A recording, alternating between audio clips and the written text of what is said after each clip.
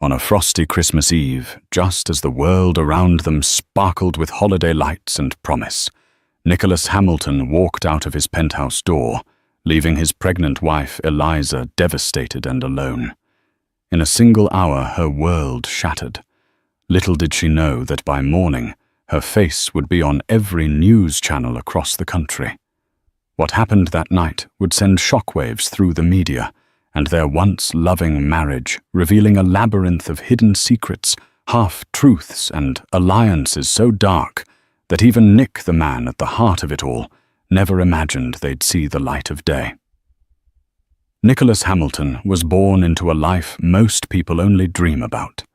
His father, Charles Hamilton III, ran a prestigious financial conglomerate, Hamilton Global Holdings, with connections to old Wall Street families and foreign royalty. His mother, Beatrice Hamilton, came from a line of art collectors in Europe. By the time Nick was 5, he had already visited more countries than the average person would see in a lifetime. Summers were spent at a private villa in Lake Como, winters at a family estate in Switzerland. His friends joked that Hamilton was synonymous with privilege. But with privilege often came the expectation of perfection.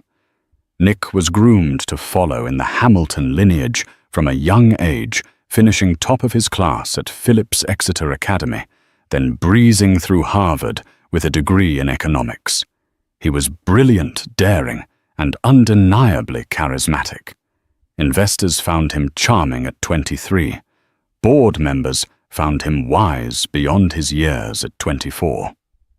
By the time he was 27, Nick had garnered his first Fortune magazine cover for youngest hedge fund prodigy to make $1 billion.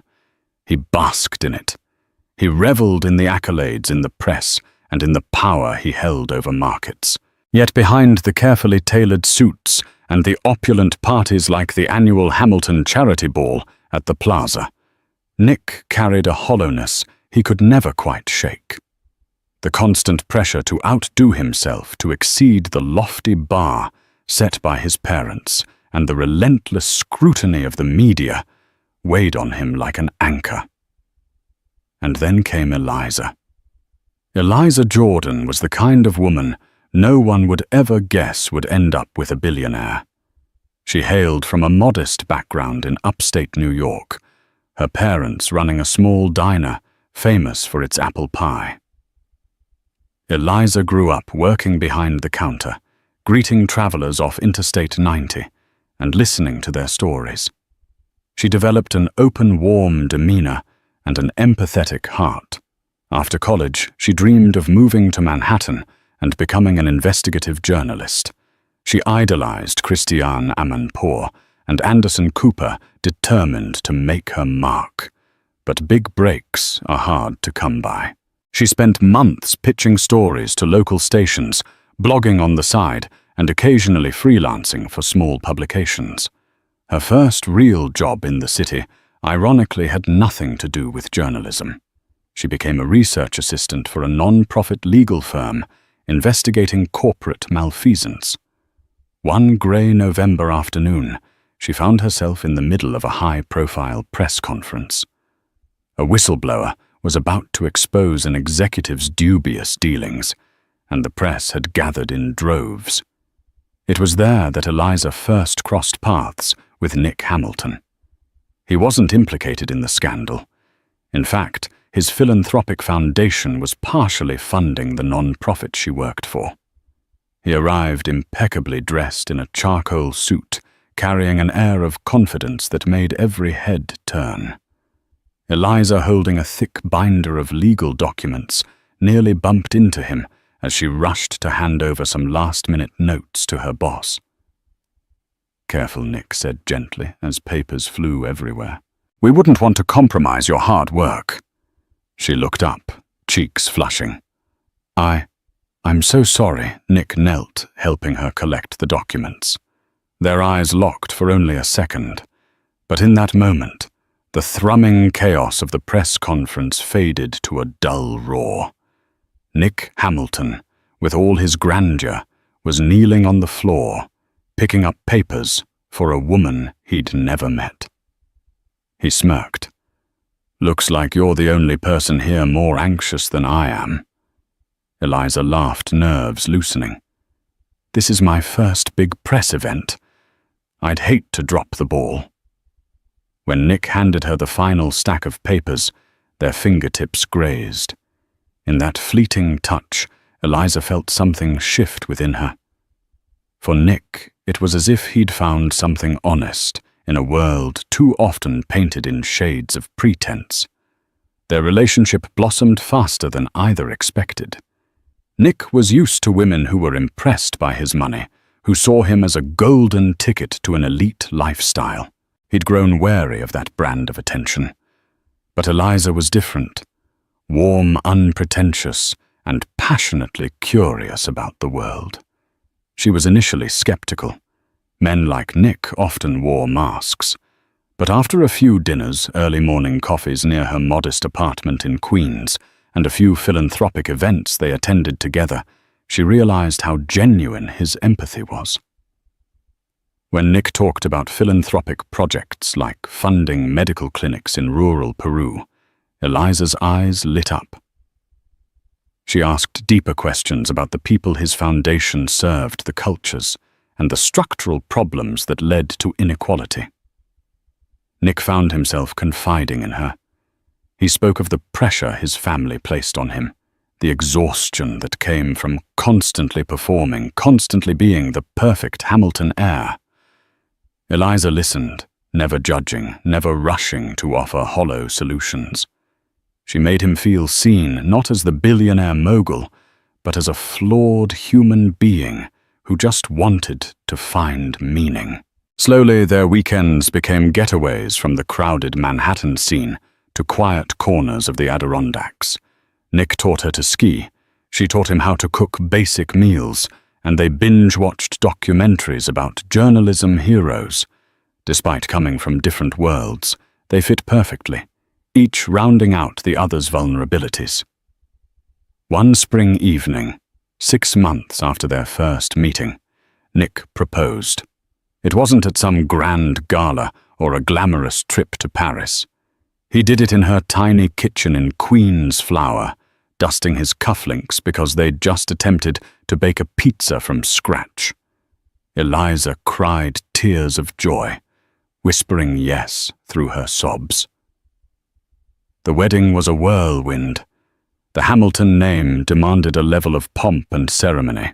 The tabloids ate up every detail. Eliza initially wanted a small, simple affair, but Nick's parents insisted on hosting it at the Hamilton family estate in Greenwich, Connecticut, a sprawling manor that had hosted senators, tech moguls, and even European nobility on occasion.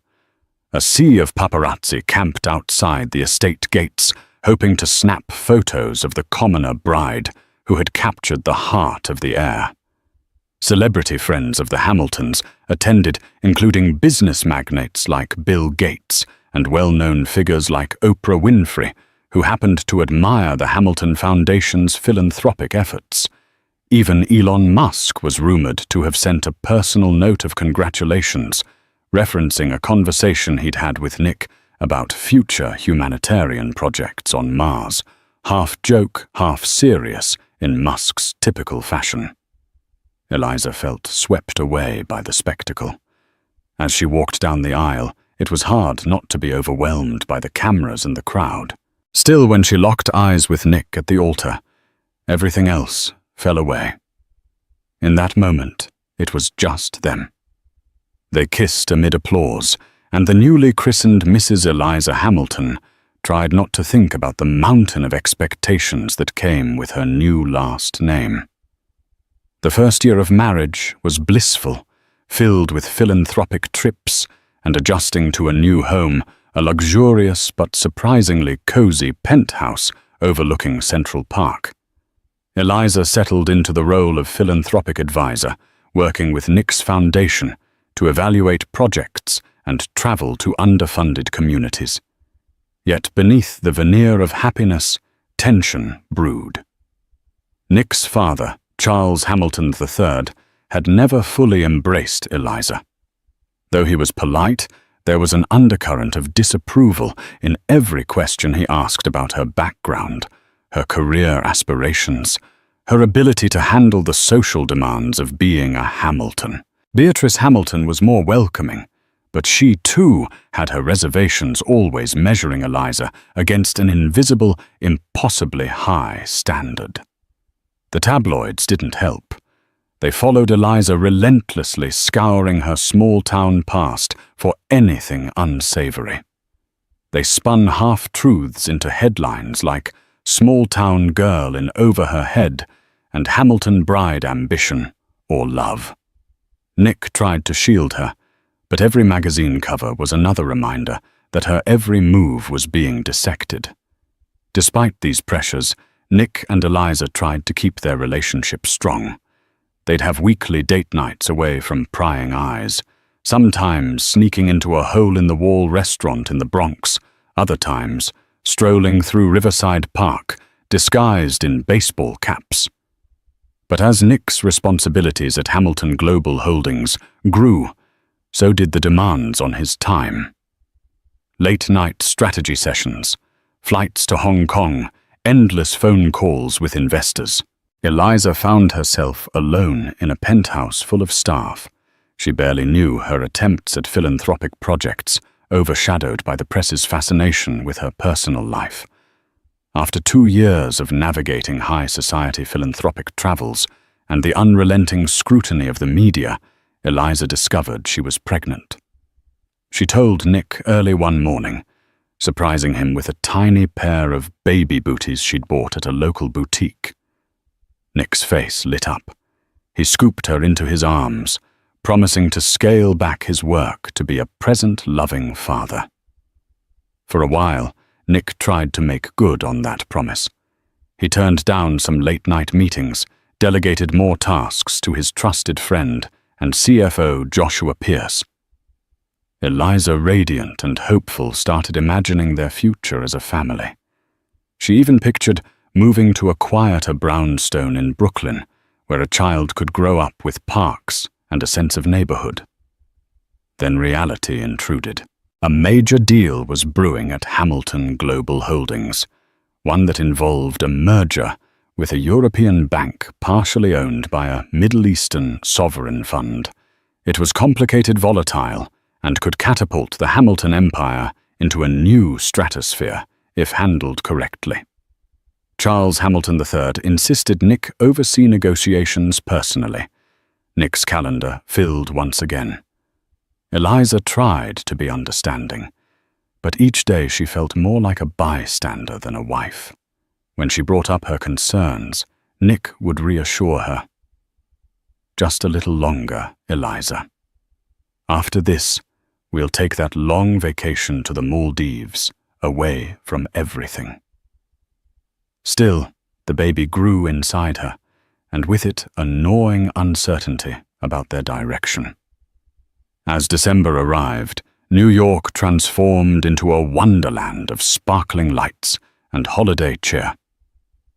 The Hamilton family was expected to spend Christmas Eve at the Connecticut estate. Eliza, now nearly 7 months pregnant, wanted nothing more than a cozy celebration with Nick, her parents who planned to drive down from upstate, and maybe a few close friends. But the Hamiltons had a tradition, a lavish Christmas Eve ball that served as a fundraiser for their foundation. Politicians, celebrities, and Fortune 500 CEOs were all on the invite list. Charles and Beatrice pressed for Eliza to attend, to show that the future mother of the Hamilton heir supported the family's philanthropic legacy. Nick was torn. On the one hand, he knew Eliza was exhausted physically and emotionally. On the other, the ball was a chance to seal deals and glean more support for the upcoming merger. He assured her it would be less formal than usual, that she could just make a brief appearance, wave hello, and retire early. Eliza reluctantly agreed. She chose a simple emerald gown that accentuated her baby bump, hoping to avoid the flamboyance that usually came with Hamilton events. The stage was set for a night that would change everything. On Christmas Eve, the Hamilton estate bustled with staff in black uniforms, preparing canapes and setting tables with fine china. A string quartet played softly, while guests arrived in limousines and expensive cars. The media lingered beyond the tall iron gates, waiting for glimpses of the glamorous soiree. Eliza arrived with Nick stepping out of their Bentley to the pop of flash photography. Nick placed a protective hand on her back, guiding her inside. The mansion was festooned with glittering Christmas trees, each meticulously decorated in a different holiday theme. Inside the who's who of society mingled CEOs from Fortune 500 companies, foreign dignitaries, and celebrities. Eliza felt the subtle glances at her growing belly, heard the whispered remarks about the next Hamilton generation. She tried to keep her head up, reminding herself it was for a good cause. Nick left her side to speak with a group of European bankers.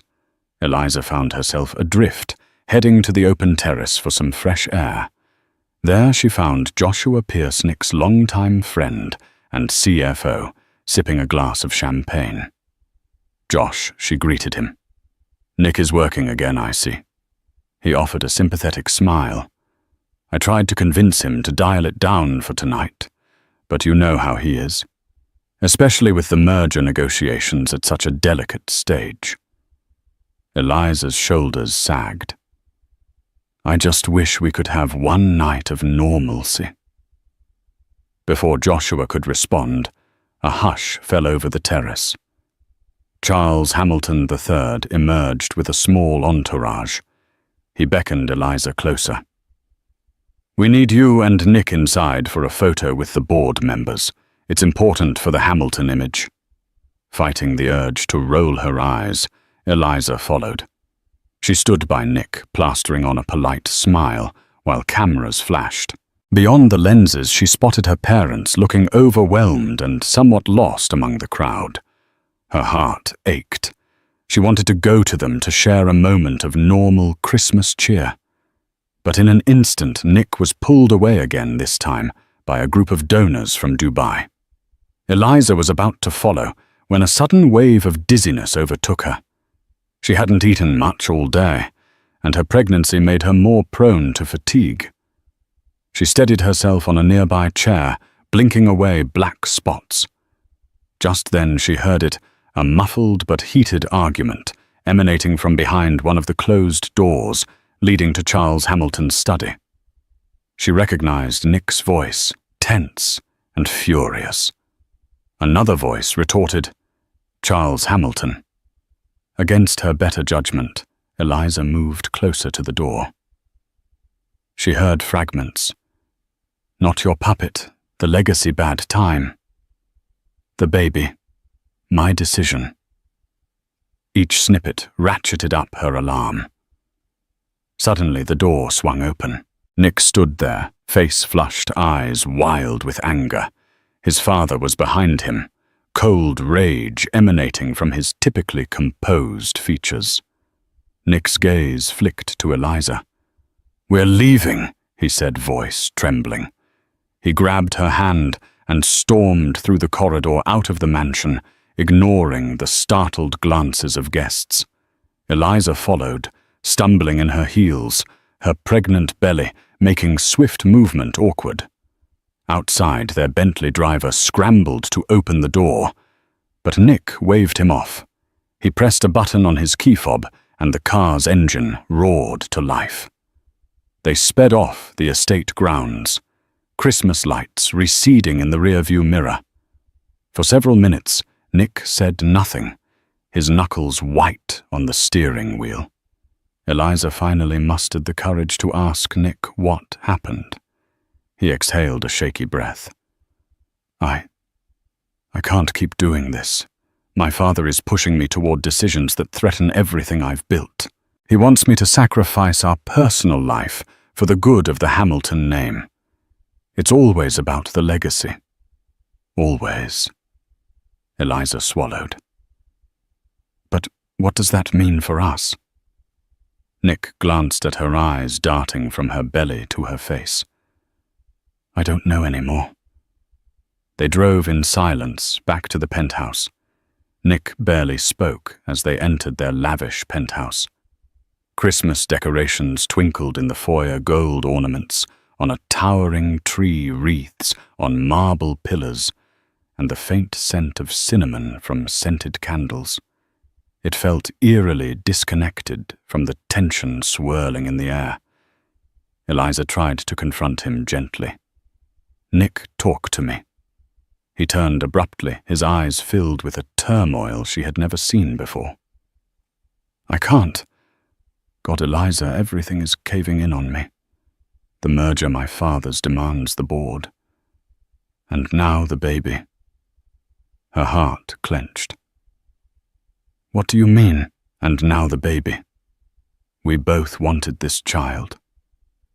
He raked a hand through his hair. Yes, I did. I do. But everything is crashing down all at once. My father is threatening to revoke my position if I don't follow his plan. The press is hounding us. I can't breathe, Eliza. Tears welled in her eyes. So what, you're going to run away from me? From us? He paced across the marble floor. I need space. I can't think straight. I've never felt so trapped. A wave of pain, not physical, but emotional, coursed through her. She lowered herself onto a sofa, trying not to sob. I'm 7 months pregnant, and you're talking about needing space, Nick. We're supposed to be a team. He grabbed his coat and keys. I'm sorry, he whispered, but I can't be here tonight. I just need to clear my head. Panic seized her. Nick, it's Christmas Eve. Nick's expression was torn, but his voice was resolute. I'll call you tomorrow. I promise. I need this. And before she could say another word, he walked out of the penthouse. The door closed with a heavy thud that echoed through the silent rooms. Eliza found herself alone, disbelief turning to shock. She sat there staring at the Christmas tree lights, flickering like distant stars. The baby moved inside her belly, a cruel reminder that she was not alone, but also a reminder that her husband had just left her on Christmas Eve. She tried calling him, no answer. She tried texting, no response. Christmas carols played softly on the home's integrated speaker system, an unwanted soundtrack to her heartbreak. She thought about calling her parents, but she couldn't bear to ruin their night. They were still at the Hamilton estate, likely feeling out of place. She didn't want them driving back in the dark on icy roads, just because of Nick's meltdown. Eliza paced the penthouse terrace, streaking her cheeks, until exhaustion took over in the early hours of the morning. She finally fell into a fitful sleep, the TV in the living room still glowing with late-night talk shows and replays of holiday specials. When Eliza woke around dawn, a sense of dread still clung to her tormentor. She padded into the living room, searching for any sign of Nick's return. The sofa was empty, the penthouse silent. Feeling restless, she turned on the news. Initially, it was just background noise, holiday segments, weather reports, traffic updates. Then something caught her eye on the ticker at the bottom of the screen. Breaking Hamilton family drama. Her stomach tightened. She turned up the volume. The anchor spoke in a grave tone. In an unexpected twist. This Christmas morning, shocking events have unfolded around the Hamilton family empire. Reports indicate that Nicholas Hamilton, heir to Hamilton Global Holdings, has left his pregnant wife, Eliza Hamilton, and is currently unaccounted for. We have unconfirmed details suggesting a possible connection to the highly anticipated European merger. Stay tuned. Eliza's mouth went dry. Her phone began to vibrate with incoming calls and texts. She switched to another channel, the same story, more speculation. A photo of her taken at the Christmas Eve ball filled the screen. The words, "Where is Nicholas Hamilton?" scrawled beneath. Panic consumed her. Why was the media reporting this so quickly? Why were they implicating her in the same breath as the merger? She attempted to call Nick again, straight to voicemail. Within minutes, the doorman of her building called up. "Mrs. Hamilton, we have half a dozen reporters in the lobby. They want a statement. Shall I call security?" Eliza's heart pounded. She felt cornered, confused. She had no idea what was happening or why it was happening so fast. All she knew was that her husband had walked out on Christmas Eve, and now the world seemed to know and wanted answers. She needed help. In a panic, she dialed Joshua Pierce. His line rang 4 times before he answered in a groggy voice. "Eliza, what time is it?" She explained the situation, voice trembling. "The news channels are talking about me, about Nick, and about some scandal with the merger. Josh." "I'm scared," he cursed under his breath. "I just woke up to a flurry of messages too. Listen, I'll come over. Don't say anything to the press until I get there. Keep your doors locked. If Nick calls, let me know." Within half an hour, Joshua arrived looking as rattled as she felt. He wore a hastily thrown-on sweater and jeans, not his usual immaculate suit. Outside, Eliza could see camera crews gathering on the sidewalk. "I've been trying to reach Nick too," Joshua said, after hugging her gently. "No luck. This rumor about him disappearing and leaving you on Christmas Eve, well, it's half true, I guess. The media's spinning it as a meltdown tied to the merger. They're also claiming you might have threatened to expose some of Hamilton Global's internal dealings." Eliza's eyes widened. "What? That's absurd. I've never done anything like that." Joshua grimaced. "I know, but gossip feeds on confusion. People smell blood in the water. Charles Hamilton must be in damage control mode. They probably want you to keep quiet." She felt a fresh wave of anger and hurt. Nick promised he'd come back. Now he's not answering. And I'm the one under the microscope. "Let's see if we can get to the bottom of this," Joshua said, pulling out his laptop. "We'll try to contact the Hamilton PR team, figure out the real story." Over the next several hours, the media frenzy intensified. Shots of Eliza's face from the night before, a tearful expression as she left the estate, were plastered on news networks and gossip websites. Speculation ran wild. Did Nick leave because he feared fatherhood? Were there financial irregularities about to be exposed? Was Eliza blackmailing the Hamiltons? The speculation about blackmail stung the most. Eliza had never sought money or influence from Nick. She'd always tried to be independent, even after marrying into wealth. As the day wore on, Joshua managed to speak with the Hamilton PR director. He relayed their statement to Eliza. "They're denying all blackmail rumors, but they're also not clarifying why Nick left. They just say he's taking personal time. They want you to do the same and to avoid contact with the media." Eliza shook her head in disbelief. "How can they leave me hanging like this? I'm the one left alone on Christmas, and they want me to go silent." Joshua patted her shoulder. "I don't like it either. But they're probably scared. This merger is huge, and any sign of instability might kill the deal." She pressed a hand to her baby bump, feeling a reassuring kick. "What about me? What if something happens? This stress can't be good for the baby." His eyes softened. "I know. That's why I'm here. We'll figure out a way to protect you. Maybe you should reach out to your parents. Have them come here." Eliza nodded, tears threatening again. "Yes. I need them right now." Later that afternoon, while Joshua took calls in another room, Eliza scrolled through her phone. She noticed an email with the subject line, "You need to see this." The sender was unknown, a cryptic address. She opened it hesitantly.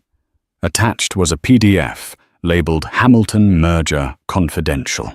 Her heart raced. She tapped it, revealing pages of financial documents, email transcripts, and legal correspondences.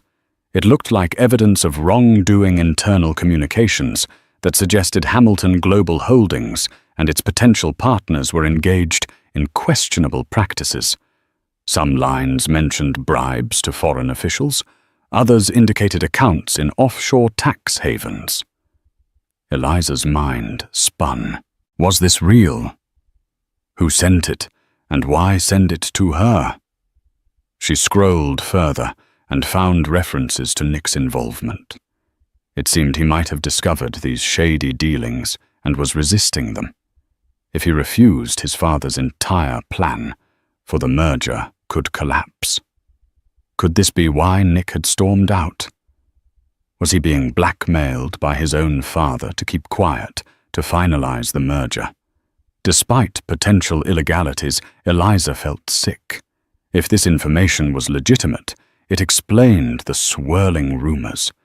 Perhaps Charles Hamilton suspected Eliza would blow the whistle given her background in non-profit legal work and her investigative streak. Just as Eliza was about to show Joshua the documents, her phone rang. The caller ID displayed Charles Hamilton III. Anxiety flared in her chest, but she answered. Charles's voice was controlled but cold. "Eliza, I'd advise you not to speak to the press. The situation is delicate. We wouldn't want you to misrepresent the family." Eliza's frustration boiled. "I haven't said a thing. But maybe you can tell me where Nick is." He paused. "Nick is taking time to reconsider his position. That's all you need to know. As for you, I suggest you refrain from meddling in matters that don't concern you." Anger surged. "Excuse me, I'm his wife. This concerns me and I'm carrying his child." Charles's voice took on a menacing edge. "And that is precisely why I'm telling you to tread carefully. The Hamilton name carries weight enough to protect or to destroy." "Good day, Eliza." The line went dead. Eliza's hands shook. She had never liked or trusted Charles, but to hear him threaten her so openly. She knew now the documents in her inbox were the key to everything. She showed the files to Joshua, who read them with horror etched on his face. If these are real, then Hamilton Global is on the brink of committing massive fraud. This would ruin the company if it became public. Eliza was adamant. "We have to find Nick. If he's the one standing against these dealings, he could be in real danger." Joshua dialed Nick's number again. No response. He tried mutual friends, colleagues, but no one had heard from him since the night before. Eliza mulled over her options. She had enough journalistic instinct to know that handing these documents directly to the media would create a firestorm and might endanger Nick if he was somehow caught in the crosshairs. But doing nothing felt like a betrayal of all she believed in. She made a decision. "I'm going to contact an investigative journalist I trust. Not to publish yet, but to verify if these documents are genuine." Joshua nodded slowly. "Okay. We'll need to keep a low profile. The Hamilton family's PR machine will be out for blood if they suspect you're behind this leak." Eliza steeled herself, determination replacing her fear. "I won't let them bully me." Not this time. The day wore on. News trucks lined the street below the penthouse, and the media demanded a statement. The speculation grew wilder. Some tabloids claimed Nick fled the country, others that Eliza was working with the FBI. Seeking a semblance of normalcy, Eliza's parents finally arrived, escorted by building security through the back entrance. They embraced her, trying to provide comfort, but the tension was palpable. She made a few calls to her journalist acquaintance, Sarah Blake, an old college friend who now worked for a reputable newspaper. Sarah agreed to meet discreetly at a nearby cafe that evening, away from paparazzi. Despite Joshua's reservations, Eliza slipped into a cab bundled in a coat and scarf, evading the cameras by using an underground parking exit. She clutched a folder containing printouts of the leaked documents, her heart pounding at the risk. At the cafe, Sarah greeted her with a tight hug. "I saw the news. Are you okay?" Eliza shrugged. "Not really, but there's something bigger happening here. I need your help verifying these files." Sarah's eyes widened as Eliza laid out the documents. She listened intently, scribbling notes. "This is huge, Eliza. If these are authentic, it implicates not just Hamilton Global, but major international players. You realize what kind of storm this could create?" Eliza exhaled. "Yes. That's why I need to be sure. My husband is missing. I believe he walked out because he discovered these unethical deals and his father was forcing his hand." Sarah nodded gravely. "I'll use my contacts to authenticate them. But once you light this fuse, there's no going back. Are you ready for that?" Eliza swallowed hard. "I'll do what it takes to protect Nick and to make sure the truth comes out."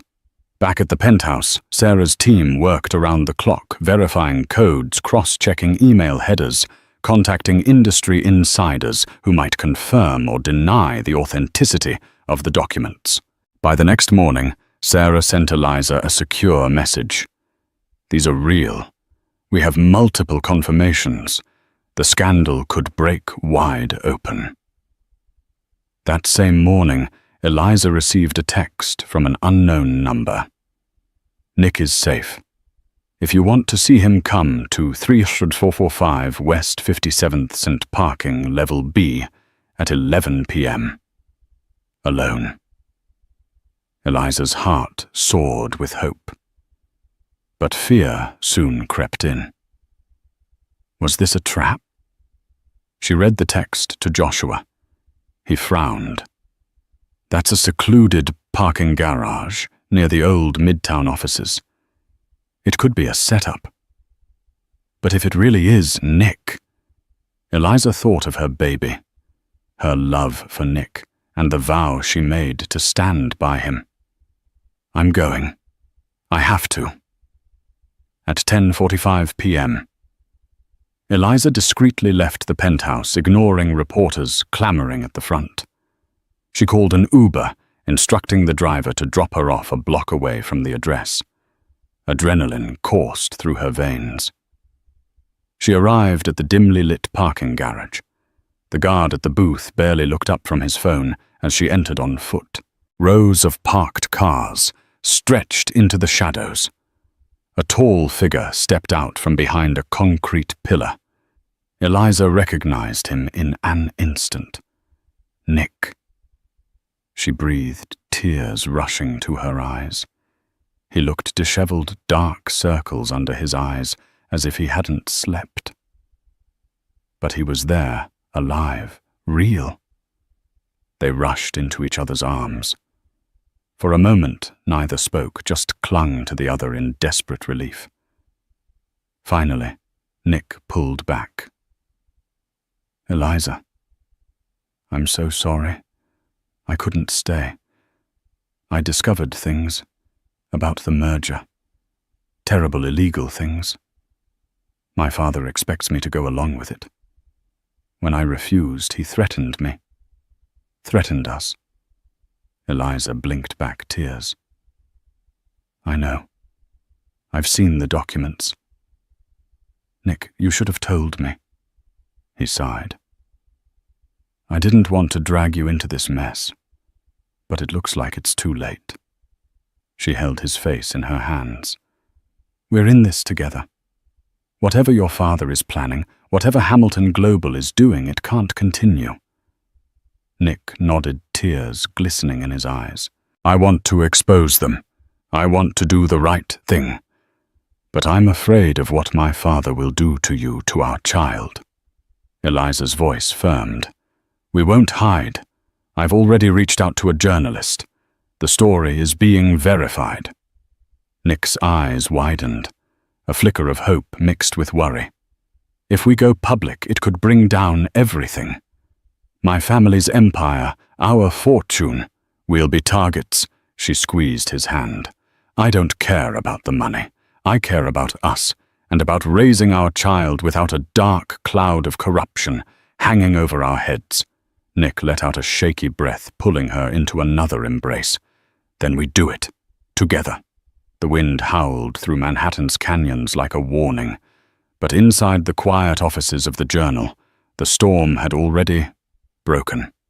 Just before noon, the headline dropped Hamilton Global's secret network bribes shell companies and a family divided. The article was front page top fold. Sarah Blake's team had verified every line, every document Eliza had brought to her. Nick had provided further testimony, encrypted emails, files, internal communications that traced a web of corruption tied to Hamilton Global Holdings, foreign officials, and multinational banks. The proof was irrefutable, and the world took notice. Within hours, major news outlets picked up the story. Cable networks broke into regular programming. Stock tickers flashed red as Hamilton Global's valuation plunged by billions. Government agencies announced formal investigations. Social media erupted with hashtags like #HamiltonLeak and #LegacyExposed. In their penthouse, Nick and Eliza watched the coverage unfold. The same media that once fawned over them now told a different story, one not of glamour, but of integrity. Nick paced in front of the TV, running a hand through his hair. It's real now, he murmured. No going back. Eliza stood and took his hand, grounding him. That's the point. We don't go back, we go forward. That evening, Anderson Cooper aired a prime-time interview with Nick recorded under tight security. Nick didn't name names, but he confirmed the authenticity of the documents. He described the moral crossroads he had reached, the pressure from his father, the threats, the lies he could no longer abide. His voice shook only once when he said, I couldn't bring a child into this world while carrying that kind of darkness. Public reaction was immediate and powerful. Some called Nick a traitor to his legacy. Others hailed him as a whistleblower who dared to stand against corruption even when it meant turning on his own blood. But in the quiet corners of their home, as Eliza held his hand and rested her other on her belly, none of that mattered. They had chosen truth, and from that choice, a different kind of legacy was being born. The fallout from the exposé was swift and seismic. Overnight, Hamilton Global Holdings transformed from a symbol of financial prestige to a cautionary tale broadcast on every news outlet in America. The company's stock nosedived. Investors scrambled to distance themselves. Regulators opened investigations not only in the US, but across Europe and the Middle East. Nick's name, once synonymous with wealth and power, now floated through headlines alongside words like whistleblower, betrayal, and courage. The media dubbed it the collapse of the Hamilton dynasty. And still through the whirlwind, Eliza and Nick stood firm. They remained at their penthouse, declining interviews and offers for book deals. Eliza focused on her pregnancy, clinging to moments of calm between the waves of public attention. her doctor concerned by the stress-advised rest and limited media exposure. So Nick turned off the television, closed the laptop, and stayed by her side. "I'm not going to lose what matters most," he told her one night, rubbing gentle circles over her swollen belly. "The company's gone. My father's empire is crumbling. But you, and him, you're what I have now." Eliza reached for his hand. "You didn't lose anything worth keeping. You let go of something rotten. That takes strength." Despite the chaos, they were not entirely alone. Joshua Pierce remained a steady presence, helping Nick manage his remaining assets. While much of Nick's fortune was tangled in Hamilton Global stock, now nearly worthless, he still had enough in independent investments to keep them secure. Public sentiment began to shift. Where once there had been whispers of scandal, now there was respect. Eliza's dignity under pressure, Nick's decision to speak out, it resonated with people. They were no longer seen as symbols of elitism, but as humans who had chosen truth over comfort. And though the road ahead was still uncertain, one thing was clear. They had not only survived the storm, they had changed the weather.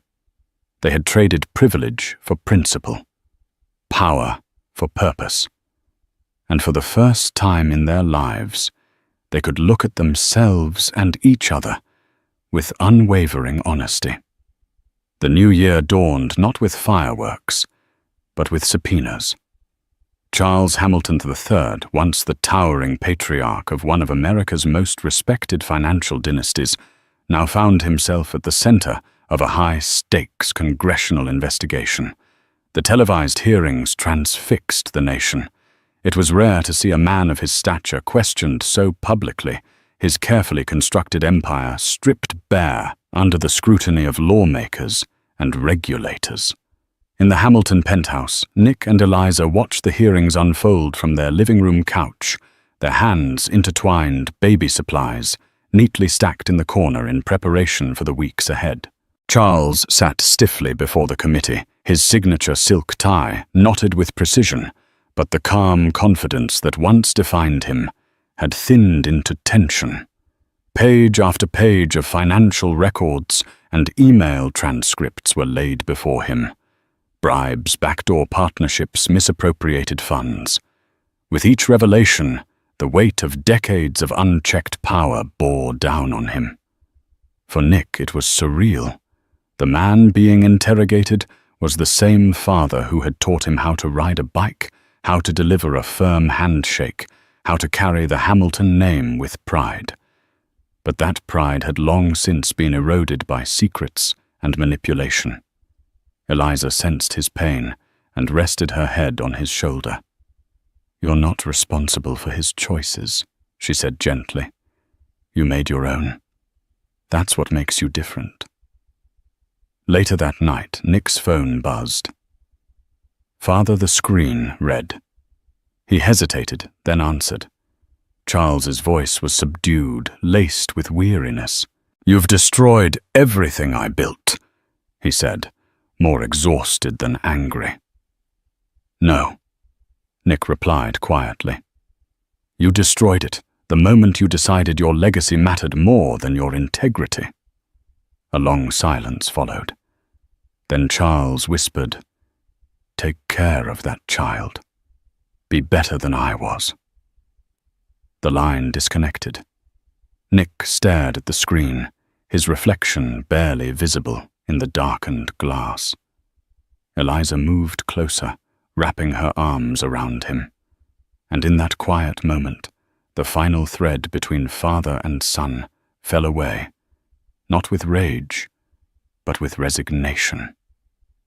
The old world was gone, and a new one, however uncertain, had begun. Winter still clung to the city, its snow-crusted sidewalks and steel-grey skies, a stark backdrop for what would become the most transformative day of Eliza and Nick's lives. It began quietly just after dawn. Eliza stirred in bed, a dull cramp spreading through her lower back.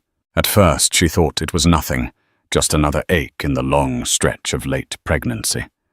But minutes later the discomfort returned, sharper this time, and closer together. Her breath caught. She placed a hand on her belly, now round and firm. "Not yet," she whispered. "It's too early." Nick, who had been dozing in a nearby armchair after a late-night phone call with a legal team, jolted awake when she called his name. "The baby's coming," she said, voice shaking but steady. Within minutes they were racing through Manhattan in a black SUV, sirens in the distance and headlights slicing through the misty morning. The world outside felt like it was holding its breath. For Nick, every red light felt like an eternity. For Eliza, time blurred as pain and anticipation mingled in waves. They arrived at the hospital just after sunrise. The nurses acted quickly, guiding Eliza through intake as Nick clutched her hand, whispering encouragement between clenched jaws. Labor was swift, too swift. The baby was coming a month early, and there was no time to prepare mentally or emotionally. It was raw and real. Eliza pushed through the fear, her thoughts fixed on the tiny life inside her. And then he arrived.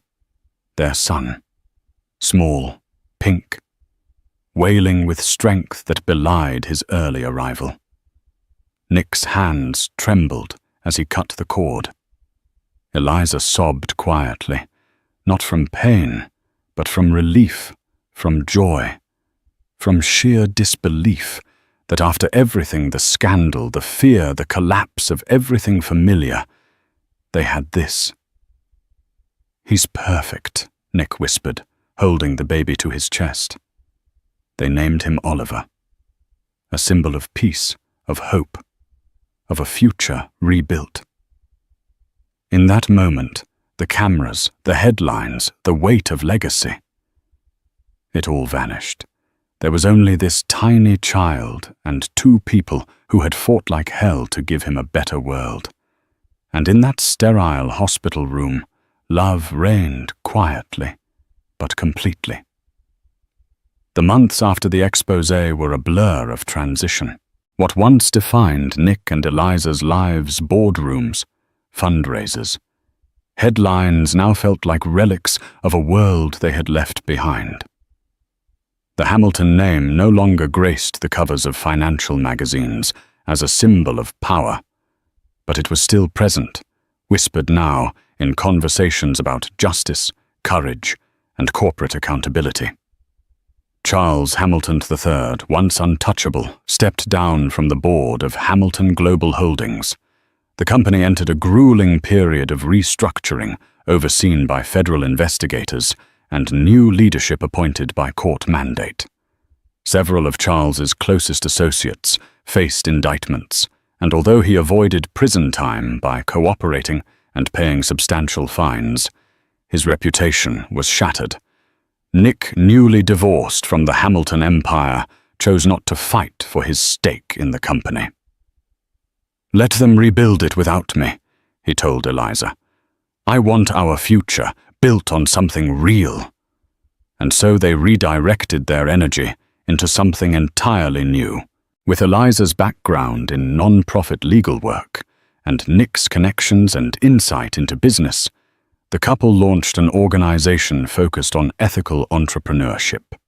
They called it Clear Path, a foundation committed to promoting transparency, integrity, and accountability in business.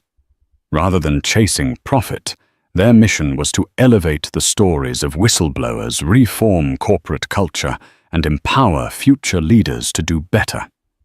Eliza also revived her long-held dream of investigative journalism. Through a podcast titled Inside the Veil, she interviewed corporate insiders, lawyers, and activists about corruption and reform. Her calm, empathetic interviewing style, paired with Nick's honest reflections, quickly built a dedicated audience. Though the Hamilton name no longer held its elite shine, It found something more valuable. Respect from communities that valued truth over titles. Nick and Eliza embraced a quieter life, selling off the opulent trappings of their past. The penthouse felt warmer now, not as a monument to wealth, but as a home where love, laughter, and the cries of baby Oliver echoed off the marble walls. They had weathered the storm, and now, beneath calmer skies, they were building something greater than legacy, something rooted in honesty, compassion, and each other. The first day of spring bathed Manhattan in golden light. After a long, relentless winter, both literal and emotional, Eliza finally felt the warmth return. On their balcony, overlooking the soft green of Central Park, Nick sat cradling their baby son Oliver against his chest. The boy slept peacefully, his tiny breaths syncing with the rhythm of his father's heartbeat. Eliza stepped outside quietly, her bare feet padding across the cool stone. She paused to take in the view. Her husband no longer the glossy heir to a billion-dollar empire, but something much more real, grounded human.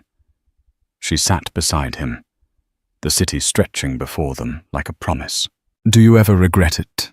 she asked softly, her voice barely louder than the rustling leaves.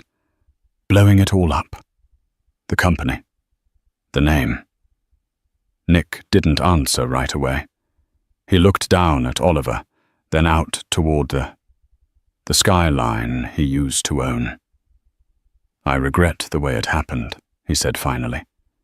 "The pain it caused. The silence between us when I should have talked to you. But I don't regret doing the right thing. I needed to choose our future over my father's legacy." Eliza nodded, emotion swelling in her throat. "You chose truth over power," she whispered. "And somehow, through all of it, we still found each other." Nick turned to her, his eyes glinting in the morning light. "You gave me a reason to be brave," he said. "You and him." Oliver stirred, letting out a soft sigh. Eliza smiled and leaned into Nick's shoulder, wrapping an arm around both of them. Together they sat in a silence filled with meaning, the kind of silence that comes only after weathering a storm. They had lost nearly everything society once said mattered.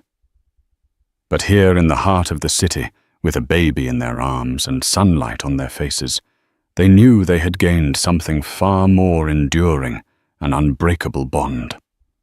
And that was everything. Thank you for joining us on this roller coaster journey through betrayal, scandal, and redemption. Nicholas Hamilton's decision to walk away on Christmas Eve set off a chain reaction that not only tore down a corrupted dynasty, but also brought an unwavering love into sharper focus. In the end, courage and truth won out, proof that even in a world where wealth and power often overshadow morality, integrity can light the way. If you found this story compelling and want to be part of our growing community, please like this video, share it with friends who love a good drama, and subscribe for more tales that explore the resilience of the human spirit. Your support keeps the conversation alive and helps us bring you even more thought-provoking stories. Thank you for watching, and we'll see you in the next chapter of real-life drama.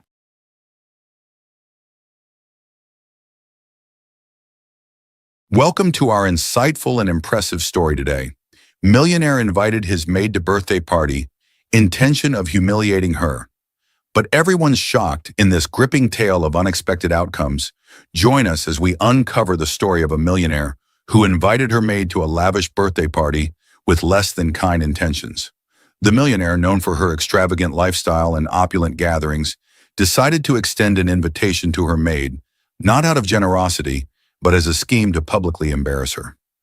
Unexpectedly, the maid's presence began to capture the attention of the guests for all the right reasons. Her genuine demeanor and authenticity contrasted starkly against the backdrop of ostentation. Guests started to engage with her, intrigued by her stories and charmed by her sincerity.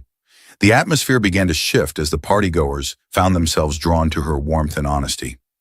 As the evening progressed, the guests' admiration for the maid grew, and the millionaire's scheme began to unravel. Inform us if you are enthusiastic about this narrative. If you are, press 1 if you found the video to be enjoyable. If this is not the case, press 0. Your comments are a great source of motivation for me to collect more stories that are uplifting and meaningful. Hello everyone, enjoy these relaxing moments while you watch. In a world where money is everything, or at least, that's how it is for Emily, one of the most haughty rich girls in the city. Trust was elusive. Her life was measured by the digits in her bank account, her material possessions, and extravagant indulgences. The sunlight of the city poured over her vast mansion, an oasis of wealth amidst a sea of technology and excess. Emily, a 25-year-old heiress with an appearance polished down to the finest detail, stood in front of the large window in her bedroom. Her cold blue eyes, a contrast to her icy heart, surveyed the carefully tended landscape that stretched out before her. She wore a custom-tailored dress, worth far more than the annual salary of most employees, and on her wrist was a limited-edition gemstone bracelet, a symbol of time, which, to her, equated to money. With an aged glass of wine in her hand, because to Emily, even wine had to symbolize status, she watched her maid, Emma, diligently cleaning under the blazing sun, meticulously trimming every rose bush, cleaning every nook and cranny with a devotion that Emily found both strange and contemptible. Emma was everything Emily lacked: humble, hard-working, and genuinely happy with her simple life.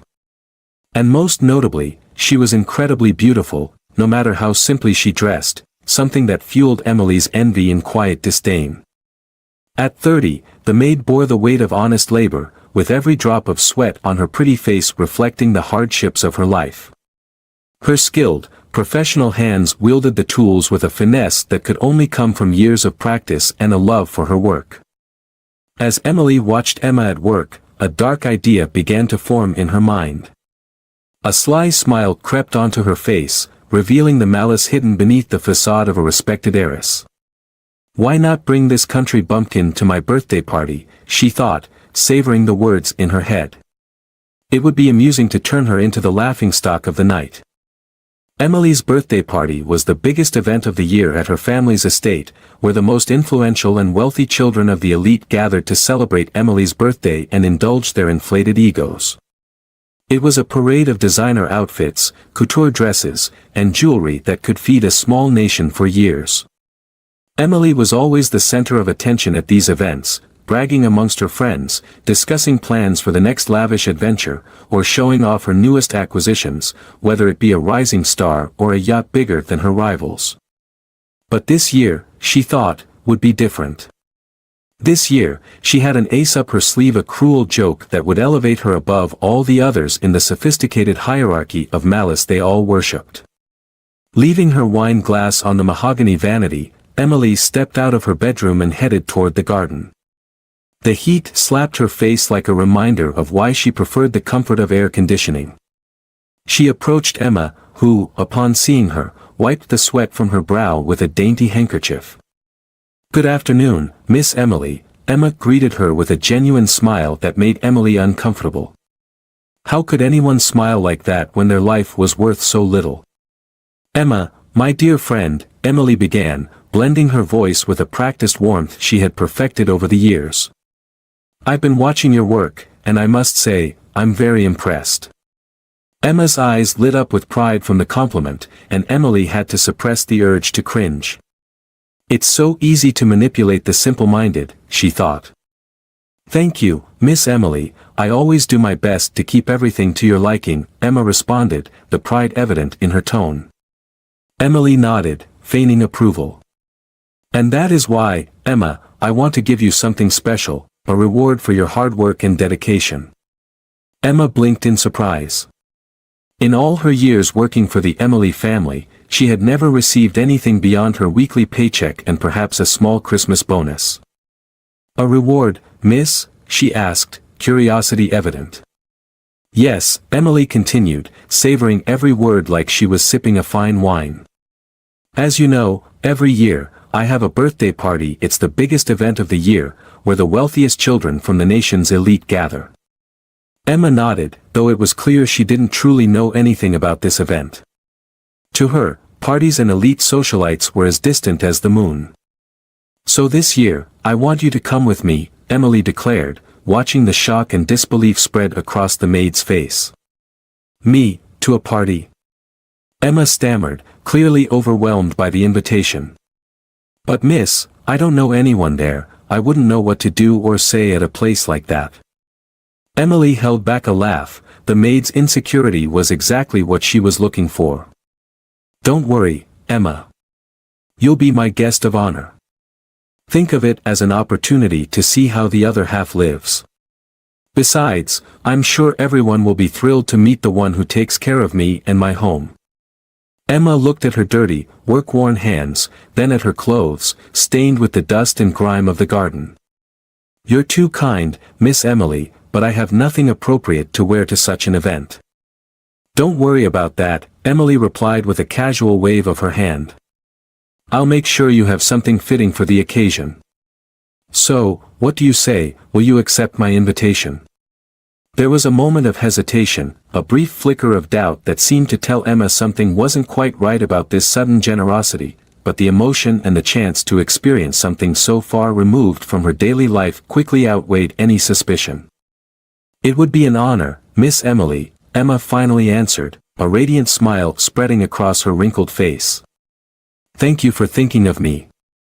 "The pleasure is mine, Emma," Emily responded, placing a hand on Emma's shoulder to seal the deal.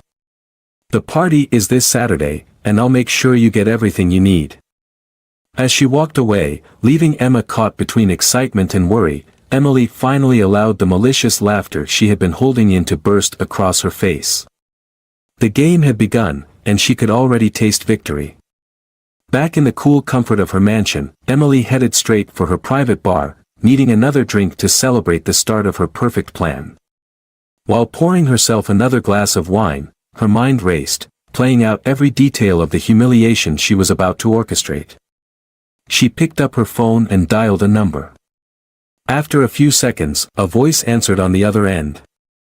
"Chloe," Emily said without bothering with a greeting. "I need you to do something for me. I want you to find a dress for my maid. It has to stand out, and the less appropriate, the better. Make sure it's way too big." There was a moment of silence on the other end, as if Chloe, her personal assistant, was trying to make sense of the strange request. "Of course, Miss Emily," Chloe finally replied. "Do you have any preferences for color or style?" Emily smiled to herself. "Surprise me, Chloe, just make sure it's something that will have everyone staring for all the wrong reasons." She hung up without waiting for a response. Chloe would understand, she always did, which was why she was invaluable to Emily, capable of carrying out even the most bizarre tasks without asking inconvenient questions. With the plan now in motion, Emily allowed herself to imagine how the gala would unfold. She pictured Emma walking in, awkward and out of place, wearing a ridiculous outfit that would make her stand out like a sore thumb. She could see the confused stares, the stifled laughter, the whispered comments behind champagne glasses, and at the center of it all would be her, Emily, the architect of this cruel comedy. She would be the talk of the town for weeks, maybe even months. "Do you remember when Emily brought her maid to the party?" they would say, and everyone would laugh, admiring her boldness and cunning cruelty. But there was more at stake than just a mean-spirited prank. For Emily, this was a statement, a reminder to everyone at the party of who she truly was. Not just a wealthy heiress, but someone capable of manipulating, controlling, and crafting a spectacle at will. As she sipped her wine, Emily reflected on the path that had led her here. Born into wealth, her parents had climbed to the top of the business world through shrewdness, determination, and a total lack of ethics. Every step on her parents' way to the top had been marked by decisions that others might call ruthless or immoral, instilling in Emily the belief that cruelty was necessary for success. She recalled the stories her father had told her his first big break at just 26 when he hacked and stole the idea of a promising startup, presenting it as his own and securing the backing of key investors. The original founder, a bright but naive young man, was never able to prove the theft and ended up working in an electronics store, his dreams shattered. Then there was the hostile takeover of a family business that had existed for 3 generations. Emily's father, without a shred of remorse, dismantled the company and sold off its assets, leaving dozens of loyal employees jobless. The father of that family, who had built the business from nothing, had a heart attack upon hearing the news and died shortly after. Each victory, each $1 million accumulated, each headline in the business magazines was another step in building Emily's father's greed, convincing her that the more ruthless you were, the more successful you would be. And now, living in the pinnacle of success her father had built, with more money than she could spend in several lifetimes, what was left for her? The thrill of it all had long since faded. The designer goods, the trips, they had all become dull, almost tasteless, and most of all, she hated the beautiful face of Emma. That's why she needed this. This small act of cruelty, this elaborate joke at the expense of a simple, kind girl like Emma, was a reminder to herself and others that she could still cause a stir, create chaos simply for the fun of it. As these thoughts swirled in her mind, Emily moved back to the window. The sun was setting, painting the sky with shades of orange and pink. In the garden, Emma continued working, completely unaware of the fate Emily had planned for her. For a brief moment, something like hesitation flickered in Emily's mind. Was all of this really necessary? What would she truly gain from humiliating someone who had always been kind and hardworking? But the feeling vanished as quickly as it had come. I hate people more beautiful than me, and Emily looked ahead with a dangerous face. The next few days were a whirlwind of activity at Emily's mansion. Chloe, true to her reputation for efficiency, had found the perfect outfit for Emma. A garish green dress, 2 sizes too big, with an absurdly puffed-out skirt. It was an outfit straight out of a bad stage performance, completely out of place at a glamorous party of elite socialites. When Chloe presented the dress to Emily, she couldn't help but laugh with satisfaction. "Great job," she said, inspecting the outfit with cruel delight. "This is exactly what I had in mind." The night of the party arrived, a night of light and glamour that seemed to illuminate the entire city. The hotel where the party was being held was a magnificent building perched on cliffs overlooking the ocean, transformed into an oasis of luxury and exclusivity. The entrance was adorned with massive floral arrangements and a red carpet that stretched on endlessly, guarded by security staff in black suits and earpieces, standing still as statues. Luxury cars and limited edition sports cars glided past the Grand Hotel, each one more impressive than the last.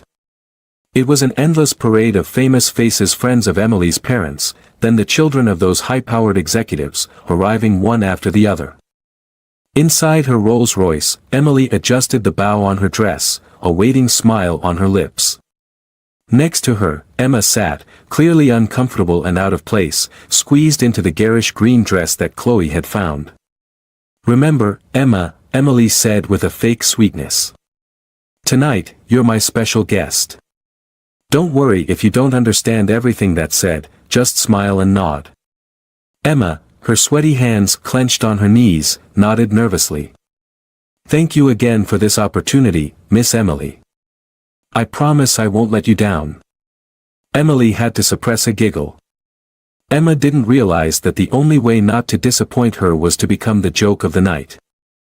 The Rolls-Royce pulled up to the entrance, and a valet quickly opened the door. Emily stepped out first, greeting the photographers with a practiced smile as they immediately began snapping photos. Then, with a dramatic gesture, she extended her hand to help Emma out of the car. The moment Emma stepped out was exactly as Emily had envisioned. For a split second, the flashes paused, as if the photographers couldn't believe what they were seeing. Then, with renewed enthusiasm, the cameras began clicking furiously. Emma, blinded by the flashes and clearly overwhelmed by the attention, stumbled slightly as she exited the car. Emily held her hand, a gesture that might have seemed friendly to those watching, but in reality, it was meant to further expose Emma to the cameras. "Miss Emily, who's your companion?" one of the reporters shouted. Emily smiled, savoring the moment. "This is Emma, my maid. I thought it would be fun to bring someone who really knows how to make things grow, don't you all agree?" Giggles and stifled laughter echoed around them. Emma, not understanding the true meaning behind Emily's words, smiled awkwardly at the cameras. As they walked the red carpet, Emily could feel the curious stares and amused glances following them. The celebrities, socialites, and famous faces of the elite world watched them with a mixture of confusion and obvious entertainment. Once inside the hotel's grand lobby, the contrast between Emma's world and the luxury of the event became even more apparent. Crystal chandeliers hung from the ceiling, casting a golden glow over the guests who chatted casually, glasses of champagne in hand. The wealthy heiresses were adorned in designer gowns worth more than Emma's entire house, while the young heirs seemed to be in competition over who wore the most expensive watch or drove the most exclusive car. Emma stopped, clearly overwhelmed by the spectacle in front of her. "Miss Emily," she whispered. "I'm not sure I belong here." Emily suppressed a victorious smile. "Nonsense, Emma. You're my guest. Let me introduce you to some friends." With one hand on Emma's back, Emily guided her toward the table where her parents were seated with a group of high-powered executives near the bar. She recognized James, the CEO of one of the most promising startups, and Frank, a renowned venture capitalist known for his sharp tongue. "Emily," James called out, raising his glass in greeting. "We thought you were going to miss the party. And miss all this fun." "Never," Emily replied before turning to Emma. "Allow me to introduce my companion for the evening. This is Emma, my maid." The silence that followed was almost palpable. "Your maid?" Frank repeated, his tone a mix of disbelief and amusement. "Yes," Emily confirmed, relishing every second. "I thought it would be refreshing to bring someone truly interesting, if you know what I mean." The polite laughter that followed was forced and uncomfortable. Emma, sensing she was the center of a joke she didn't fully understand, smiled nervously. "Tell me, Emma," James said, clearly deciding to play along with Emily's joke. "What do you think of colonizing Mars?" Emma blinked in confusion. I don't know much about that, sir. But I suppose if they're going to colonize Mars, they'll need good maids, right?" Her answer elicited another round of laughter, this time more genuine but no less cruel. Emily could feel the curious stares and amusement directed at them from every corner of the room. Her plan was working perfectly. As the evening progressed, Emily made sure to introduce Emma to as many people as possible, each interaction more awkward than the last. She paraded Emma from group to group, from one conversation to the next, exposing Emma's lack of knowledge about technology, finance, and the culture of the guests. At one point, they encountered Esteban, who looked at Emma with a mix of curiosity and amusement. "So, Emma," Esteban said with a smile that didn't reach his eyes. "What do you think the future of AI in domestic service will be?" Emma, sweating under the lights and the unwanted attention, stammered. Well, sir, I think if they can cook rice and serve it without spilling any, that'd be something." This response drew more laughter from the group surrounding them. Esteban, though clearly amused by the situation, seemed to consider her answer for a moment before nodding. "You know, that's not a bad idea. Perhaps we should explore automating cooking and serving on Mars." Emily, while finding the situation humorous, felt a slight pang of irritation. She didn't want Emma to receive any recognition, even if it was sarcastic. As the night wore on, the alcohol flowed freely, and inhibitions began to drop, the comments about Emma grew bolder, the laughter no longer hidden. Emily watched with delight as her plan unfolded, as Emma slowly wilted under the weight of the stares and remarks. At one point, Emma excused herself to go to the restroom. Emily watched her go, noticing how her shoulders slumped and her steps faltered. For a brief moment, a flicker of doubt crossed her mind. Had she gone too far? But before she could dwell on it, she was approached by a group of friends eager to chat, and Emily quickly lost herself in the conversation, temporarily forgetting about Emma's fate.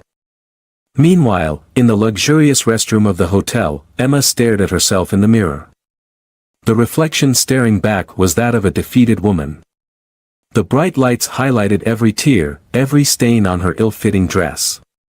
For the first time that evening, she was alone, without the overpowering presence of Emily or the mocking stares of the other guests. Emma splashed water on her face, trying to regain her composure. What was she doing here? It was clear she didn't belong in this world of wealth and power. Every conversation, every glance, every stifled laugh reminded her that she was an intruder, a walking joke. As she dried her face with a towel softer than anything she had ever touched in her life, Emma considered her options. She could simply leave, catch a taxi, and return to the safety of her small home. But something inside her resisted that idea. She had promised Emily she would attend the party, and Emma was a woman of her word, no matter the circumstances. With a deep sigh, she stood up straight, adjusted the bow tie of her dress as best as she could, and prepared to return to the party. She might not belong here, but at the very least, she could face the rest of the evening with dignity. While Emma struggled with her insecurities in the restroom, Emily was in her element, surrounded by the powerful and famous friends she adored. She commanded the conversations with the skill of a refined heiress, each word, each gesture, each smile calculated for maximum effect. "Emily," a voice called from behind her. "I must say, your choice of a companion tonight is quite interesting." Emily turned to face her father's biggest rival in the tech world, Paul. Paul was everything Emily's parents despised: intelligent, charming, and worst of all, genuinely loved by his employees and colleagues. "Uncle Paul," Emily replied with a smile that didn't reach her eyes. "Always a pleasure to see you. What can I say? I enjoy surprising people." Paul looked at her with an unreadable expression. "Is that what you're doing? Because from where I'm standing, it looks like you're humiliating a girl who clearly doesn't understand why she's here."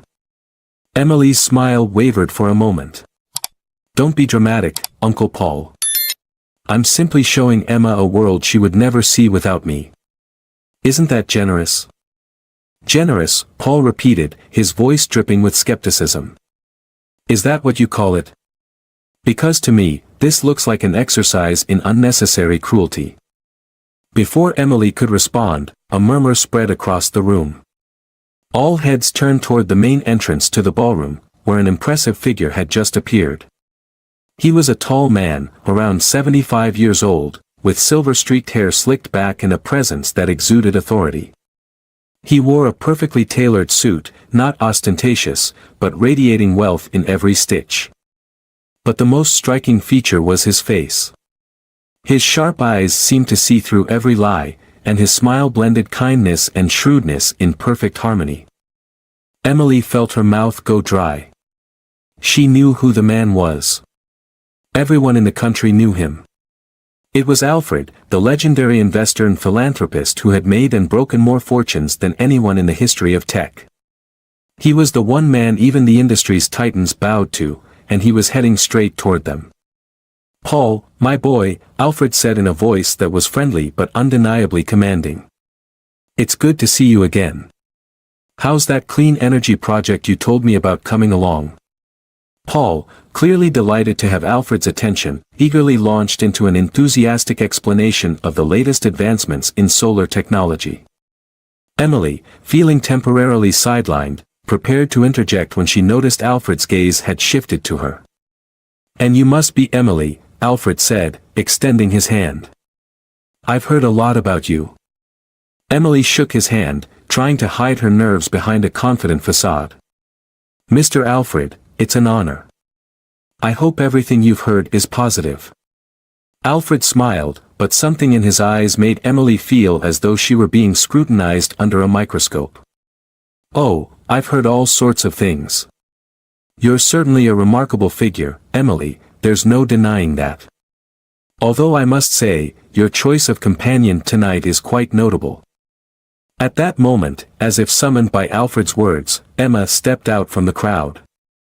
Her face still bore traces of having been freshly washed, and there was a new resolve in her expression, as if she had made a difficult decision.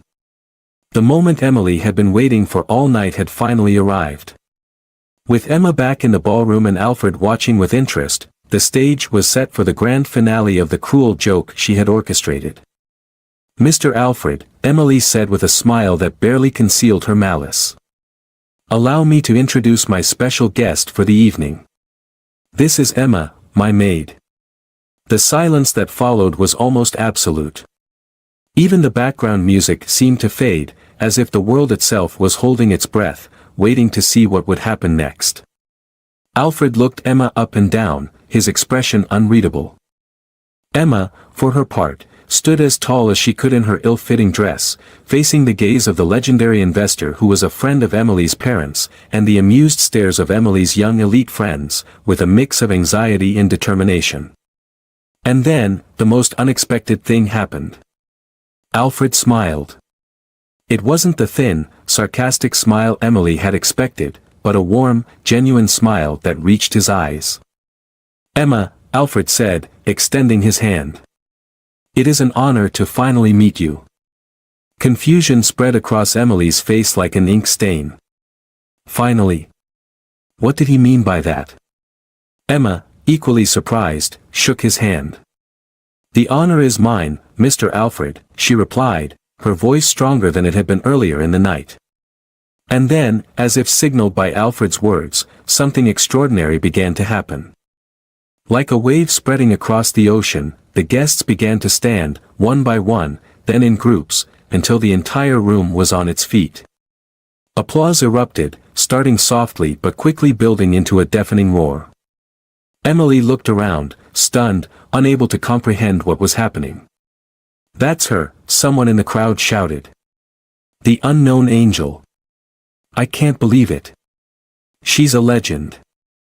Whispers spread quickly. "The unknown angel. Is she really here? I can't believe it. She's a legend." Emily turned to Emma, her face a mix of confusion and rising horror.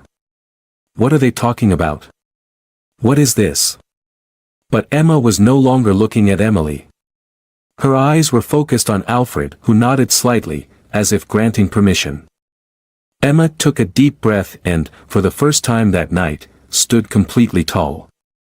Suddenly, the ill-fitting, garish outfit seemed irrelevant. There was a dignity in her posture, a strength in her gaze that Emily had never seen before. "I think it's time for the truth to be revealed," Emma said, her voice clear and resolute. "Yes, I am the unknown angel." The revelation hit the room like a clap of thunder. Emily felt the ground shift beneath her feet. The unknown angel. The mysterious philanthropist who had donated millions to charities in secret for years, whose identity had been the subject of speculation across every social circle in the country. But you're a maid?"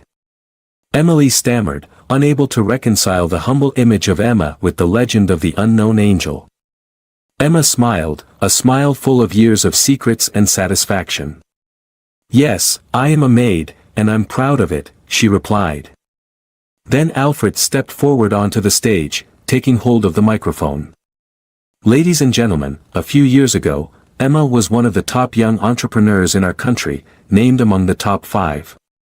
However, for reasons unknown, she decided to step away from that life and live simply, doing what she loves." Alfred moved toward Emma, placing a hand on her shoulder. "I've had the privilege of working with Emma on many charitable projects over the years. Her generosity and humility are truly inspiring." Emily felt her world spinning. Her plan, her cruel joke, had crumbled in an instant. Worse still, she had become the laughingstock, the villain of the story. The guests began flocking to Emma, eager to meet the legendary unknown angel. Executives, stars, and philanthropists who had looked at Emma with disdain hours earlier were now competing for her attention. Ms. Marion, a famous actress, said. Your donation saved the arts center in my hometown. I cannot thank you enough. Emma, a renowned tech entrepreneur, added. The funds you provided for clean energy research are game-changing. It's an honor to finally meet you. As the compliments and gratitude continued, Emily found herself retreating, shrinking away from the spotlight. Her mind raced, trying to process what was happening. How could she have been so wrong? How could she not have known? Emma, for her part, accepted the thanks with grace and humility. The real honor is in helping, she said repeatedly. Each of us has the power to make a difference, no matter our place in life. At one point, Emma turned to Emily, who had withdrawn into a corner of the room. With steady steps, she approached her once proud employer, now small in the face of the revelation. Emily, Emma said, her voice gentle but firm. I suppose you're wondering why I accepted to come tonight, knowing your intentions. Emily, unable to meet Emma's gaze, looked down at the floor. I don't understand. Why work as a maid if you have so much money? Why put up with all of this? She gestured vaguely to the party and, more broadly, to the way she had treated her.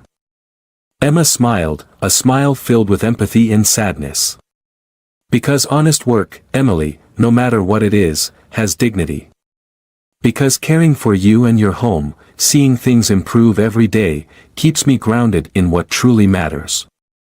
And because sometimes, the most important lessons come from the most unexpected places.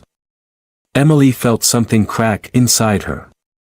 Her whole life, her entire upbringing, her parents had taught her that money and power were all that mattered. And now, here was Emma, a woman with more wealth than Emily could ever dream of, choosing to live a simple life and quietly do good.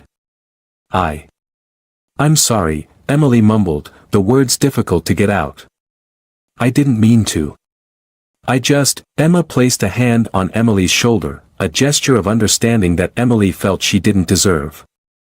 I know, Emily. And while I can't condone your actions tonight, I think there's a lesson here for all of us. She turned to the crowd around them, her voice rising so that everyone could hear. Tonight reminds us that we should not judge people by appearances or their profession. True wealth is not measured in dollars but in the positive impact we can make in the lives of others. A murmur of agreement spread through the room. Emily could see the eyes that had once admired her now turning cold or filled with pity. She had fallen from her pedestal, and the fall was steep. Alfred stepped closer, his presence always commanding. Emily, his voice a mix of disappointment and a sliver of hope. You made a grave mistake tonight. But as Emma pointed out, there is always room for growth and redemption. Emily nodded, feeling smaller than she ever had before. We cannot change the past, Emily. But we can plant the seeds for a better future, Alfred continued. And you don't have to do it alone. There is a community here willing to help, guide, and work with your family on projects that truly matter. Emily looked at him, feeling a mixture of humility and hope that she had never experienced before. I want that. To learn, to help, to do things differently. Emma smiled brightly. So, what do you say if we start tomorrow morning in your house as I suggested? There's something truly therapeutic about cleaning and seeing your efforts, quite literally. I would love that, Emma. I think I have a lot to learn from you, from everyone, she added. As they spoke, Emma made her way to the balcony. Her presence, once overlooked or mocked, now radiated quiet authority. Ladies and gentlemen, Emma said with a gentle smile. I hope I'm not intruding. Not at all, Paul replied, making room for her to join them. Emily, still grappling with her shame, could hardly meet Emma's eyes. Emma, I don't know what to say. Emma placed her hand on Emily's shoulder again, the same gesture of understanding. Sometimes, Emily, there's no need to say anything. What matters is what we do from here on out. The group stood in silence for a moment, gazing out at the starry sky. As the gala ended, the guests left with a new perspective. The story of the unknown angel, the millionaire maid who had spent her career quietly helping others, would spread like wildfire in the days to come, inspiring others to reconsider their priorities and the true meaning of success. Emily, who had planned her birthday party with the intention of humiliating her beautiful maid, left with a lesson in humility and a newfound purpose in life. That night, Emily sat down with her parents, and they talked for hours. Her parents, filled with regret for having raised her with such negative values, expressed their remorse. Together, they vowed to change, to strive to help the community, rather than merely satisfy their own selfish ambitions. The next morning, as promised, Emily showed up ready to work alongside Emma. As they cleaned the house, Emily understood that they weren't just caring for a home, they were refreshing their lives and embracing transformation. Along with it came the promise of change for their entire community. The story of the wealthy heiress and her maid would become a legend in the country, a reminder that true wealth is not measured in dollars but in the positive impact we can have on the lives of others. If you enjoyed this story, we invite you to give it a like and subscribe to our channel. Your support motivates us to keep bringing heartwarming stories almost every day. We are very grateful for your support. See you soon.